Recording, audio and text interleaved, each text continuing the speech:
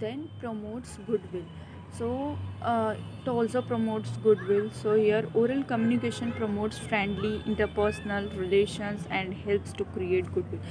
It all means अगर हम orally किसी से बात करते हैं आमने सामने, तो ये हमें एक लाइक जो हमारा फ्रेंडली वाला वो है वो भी उस चीज़ को प्रमोट करता है, रिलेशंस को अच्छा बनाता है, right. Then we will study limitations. इसके लिमिटेशंस क्या होने चाहिए? Low retentions. Oral communication when unrecorded cannot be retained for a long time.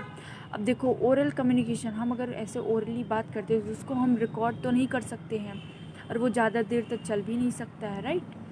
फिर नो लीगल वैलिडिटी, इसका कोई लीगल वैलिडिटी भी नहीं होता है. Unrecorded oral messages do not have legal validity.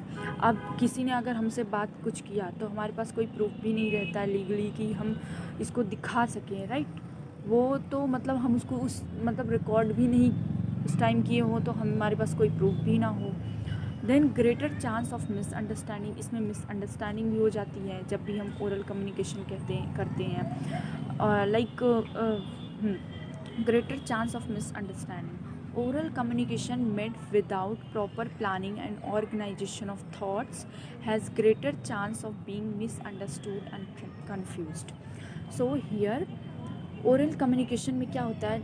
Without proper planning या विदाउट किसी thought, ये मतलब कि एक मिसअंडरस्टूड की बात आ जाती है हमें इसमें.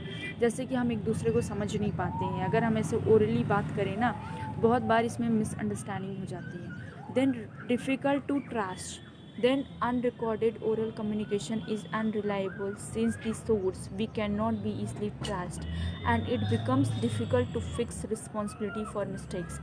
इसमें हम कुछ ऐसा भी नहीं है कि ओरल कम्युनिकेशन को रिकॉर्ड कर पाए, ये अनरिकॉर्डेड होता है.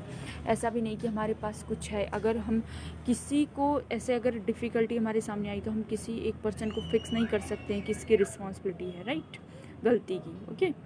Then can not be referred to in future.